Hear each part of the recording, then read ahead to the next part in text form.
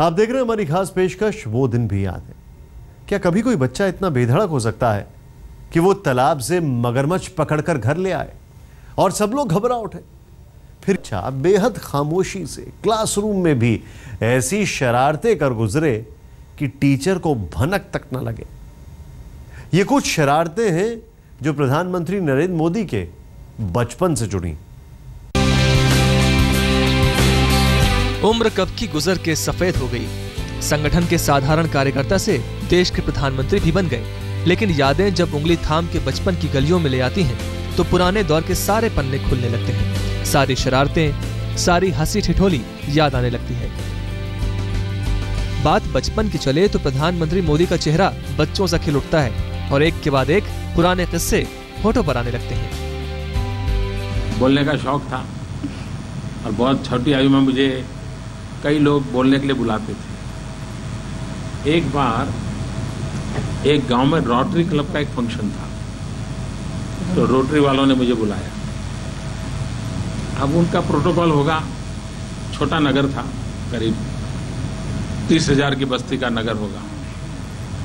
फिर उन्होंने मुझे लिखा कि आप अपना बायोडाटा भेजिए। अब हमारे पास तो कुछ था ही नहीं बायोडाटा वगैरह कुछ, हम क्या भेजे। उस कार्यक्रम में एक और सज्जन थे जो उस कार्यक्रम की अध्यक्षता कर रहे थे और शायद वो डोनेशन भी देते होंगे, तो शायद उनको बुलाया होगा उन्होंने। उनको भी कहा होगा कि आपका बायोडाटा भेजिए।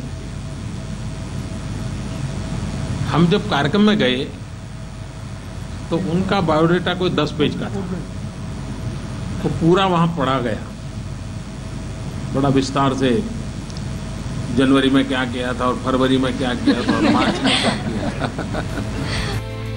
शिक्षा दिवस के मौके पर नरेंद्र मोदी जब बच्चों के बीच आए तो खुद बच्चा बन गए, जमकर चुटकियां ली, बच्चों के मासूम सवालों के सटीक जवाब दिए और खुद के बचपन के तजुर्बों से बच्चों को सबक भी सिखा दिया। खुद की शैतानियों का जिक्र किया, लेकिन बच्चों से ये वायदा भी करा लिया कि वो उन शैतानियों को दोहराएंगे नहीं। थोड़ी जरा अच्छी नहीं लगने वाली बात बताऊं, लेकिन आप प्रॉमिस करिए आप लोग नहीं करेंगे। पक्का? पक्का? Yes sir. हम किसी की शादी होती थी तो चले जाते और लोग शादी में खड़े होते हैं तो कोई भी दो लोग खड़े हैं, कोई लेडी एंड जेंट्स, तो उनके पीछे कपड़े पकड़ के स्टेपलर लगा देते हैं।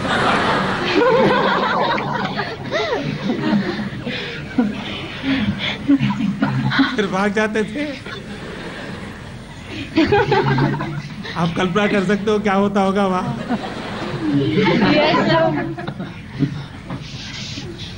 लेकिन आपने मुझे प्रॉमिस किया है आप लोग कोई करेंगे नहीं ऐसा। भविष्य के भारत की नींव रखने की बात करने वाले प्रधानमंत्री अतीत का कभी कुछ भूले नहीं। बचपन की बात निकली तो दूर तलक गई। कई ऐसे किस्से प्रधानमंत्री को याद आते चले गए जो पहली बार लोगों ने सुने। मैं भी शरारत करता था। मैं एक बता दूं कैसी। आप जानते होंगे वो बजाते हैं बांसुरी सर। शहनाई। शादी जहाँ होती है ना तो बाहर शहनाई बजाने वाले बैठते हैं शादी के जब होता है। तो किसी के यहाँ शादी ऐसी होती और शहनाई वाले बजाते हैं, तो हम 2-3 दोस्त थोड़े शरारती थे। हम क्या करते थे, वो शहनाई बजाता है तो हम इमली लेकर के वहाँ जाते थे और वो जब बजाते थे तो इमली दिखाते थे। पता है इमली दिखाने से क्या होता है? क्या होता है? आप मन में कल्पना कीजिए इमली की क्या होता है। मुंह में पानी आता है ना, तो बजा नहीं पाता था।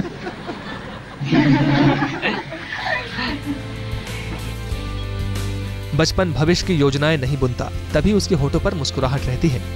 नरेंद्र मोदी के पास भी बीते वक्त की ऐसी कई अनगिनत कहानियां हैं जो बचपन के होठों पर मुस्कुराहट की तरह नजर आती हैं।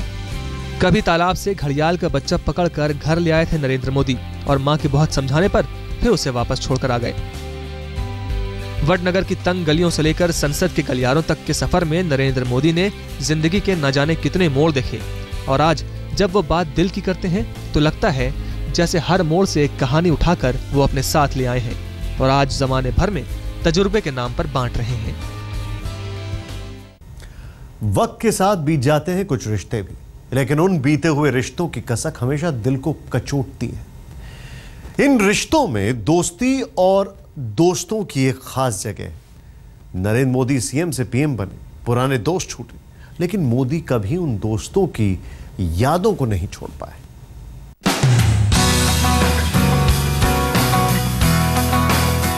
एक प्रधानमंत्री, एक प्रधान सेवक, देश के लिए सोचने वाला एक इंसान, जनता के लिए कुछ करने वाला एक शख्स। नरेंद्र मोदी की शख्सियत के इन तमाम पहलुओं से तो सभी वाकिफ हैं, लेकिन क्या लोग ये जानते हैं कि राजनीति के नरेंद्र मोदी के सीने में एक दोस्त का दिल भी धड़कता है? जरा सुनिए नरेंद्र मोदी राजनीति में आने से पहले के किस्से कैसे सुनाते हैं। शंकर सिंह भाई हमें गौरवથી કહી શકશે કે દેશના પ્રધાનમંત્રી મારી મોટરસાઇકલ પર ફરતા હતા।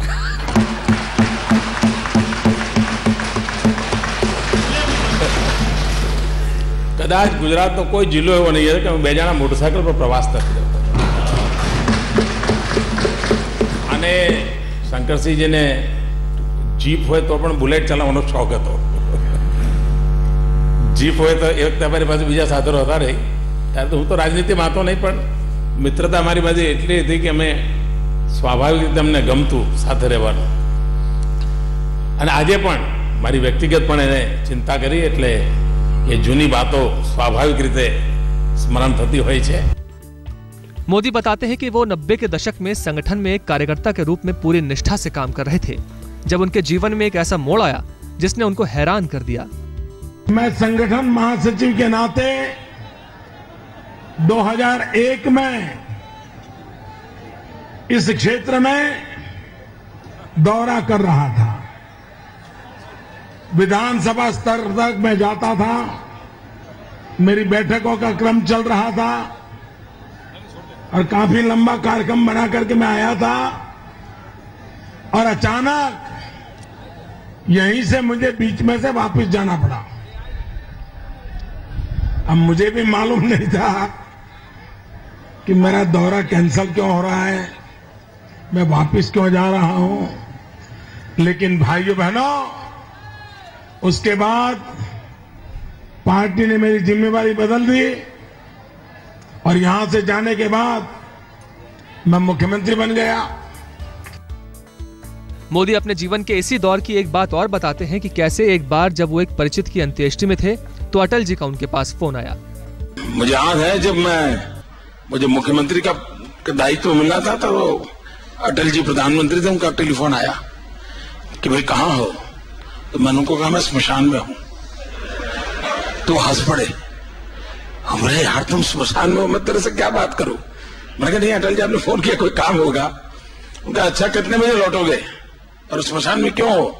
मैंने कहा ये माधवराव जी सिंधिया का जो एक्सीडेंट हो गया है उसमें उनके साथ एक पत्रकार कैमरामैन है गोपाल, उसका भी स्वर्गवास हुआ है, तो मैं उस गोपाल के फ्यूनरल में आया हूं।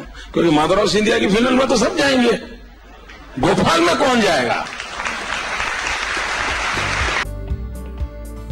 गुजरात के मुख्यमंत्री का कार्यभार संभालने और व्यस्त होने के बावजूद कोई बात थी जो मोदी को कचोटती थी। वो अपने दोस्तों को याद करते थे और उनसे मिलना चाहते थे। तो मेरे मन में एक इच्छा थी कि बचपन में मेरे जो मित्र थे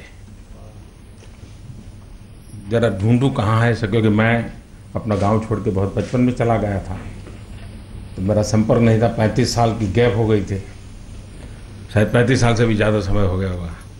तो मैं याद किया सब क्लास के मेरे दोस्त खेलते थे, जो मेरे साथ तालाब में तैरते थे, सबको याद किया। फिर ढूंढा कहाँ है, 2-4 नहीं मिले, बाकी सब मिल गए। तो एक मन की इच्छा थी उन सबको एक दिन मेरे घर बुलाओ।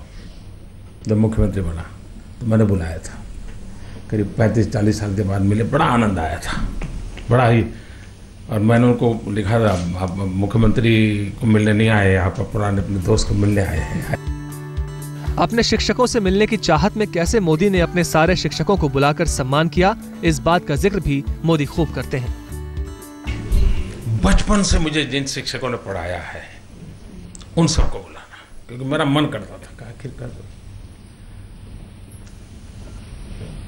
किसी भी बालक के जीवन में शिक्षक का बड़ा महत्वपूर्ण रोल होता है, बहुत महत्वपूर्ण रोल होता है। तो मेरा मन करता था कि मैं उनको बुलाऊं।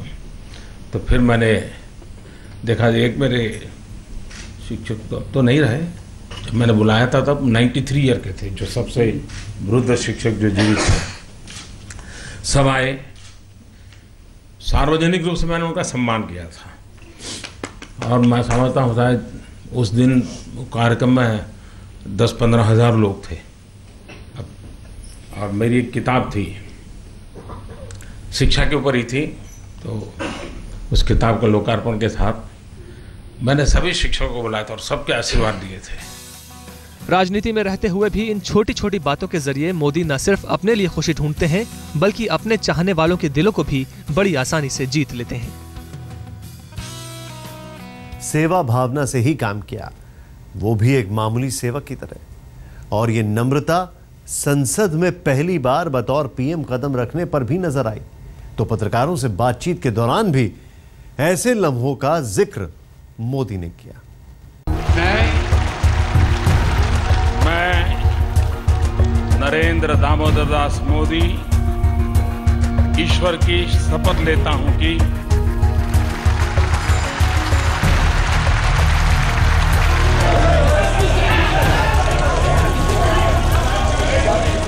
संसद की सीढ़ियों पर जब नरेंद्र मोदी का सिर झुका तो बीजेपी के हर कार्यकर्ता का सर ऊंचा हो गया। याद आ गया होगा वो हर लम्हा जो नरेंद्र मोदी ने कभी उनके साथ एक सामान्य कार्यकर्ता की तरह बिताया होगा। दरअसल नरेंद्र मोदी अगर अपनी जीत का सेहरा संगठन के आम कार्यकर्ताओं के सिर पर बांधते हैं तो एक तरह से वो अपने उस अतीत को याद करते हैं जब वो बीजेपी के दफ्तर में रहकर बीजेपी के शीर्ष नेतृत्व के रास्ते मजबूत किया करते थे। जब अटल जी पहली बार प्रधानमंत्री बने थे तो मैं उनके पास गया था ये प्रार्थना करने के लिए कि अटल जी आप 11 अशोका रोड पर आइए। तो जैसा उनका कार्यशैली थी वो काफी देर तक मेरे सामने देखते रह गए। तो बोले क्या जरूरत है? तो मैंने कहा था अटल जी तो 11 अशोका रोड पर बहुत बार आए हैं, लेकिन भारतीय जनता पार्टी का प्रधानमंत्री पहली बार आएगा। प्रधानमंत्री बनने के बाद नरेंद्र मोदी जब पहली बार बीजेपी के दफ्तर पहुंचे तो यादों की गठरी एक बार फिर खुल गई। एक के बाद एक पुरानी यादें आती चली गईं। वो दौर भी याद आ गया जब दफ्तर में किसी बड़े नेता के आने पर कुर्सियां बिछाया करते थे।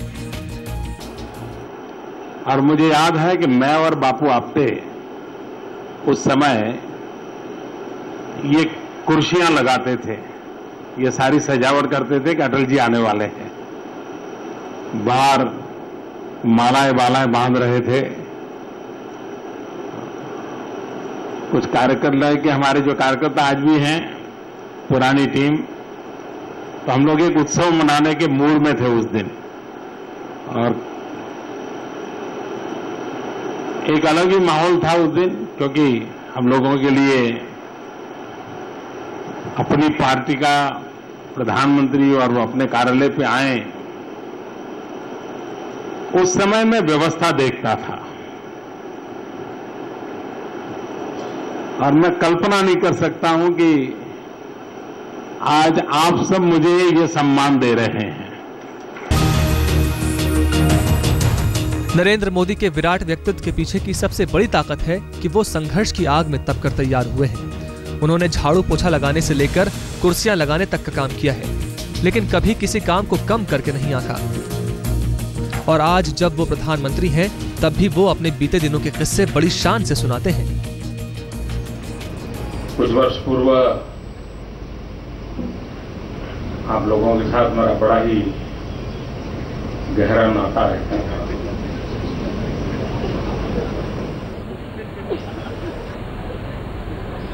मैं भी कभी आप लोगों के इंतजार में यहाँ कुर्सियां लगाया करता था। वो दिन भी कुछ और थे। खुल करके बातें होती थी और काफी दोस्ताना मेरा संबंध रहा आप लोगों से। उसका लाभ मुझे गुजरात में भी मिला, क्योंकि जब भी आप लोग गुजरात आते थे तो उसी हक से आते थे। वक्त करवट ले चुका है। कल जो नरेंद्र मोदी कुर्सियां बिछाकर पत्रकारों और शीर्ष नेतृत्व का इंतजार किया करते थे, आज वो स्थिति बदल चुकी है। उनका इंतजार सबको रहता है, और वो इंतजार शायद इसलिए भी कि मोदी जब दिल से बोलेंगे तो बीते वक्त का कोई किस्सा फिर सबके सामने आएगा।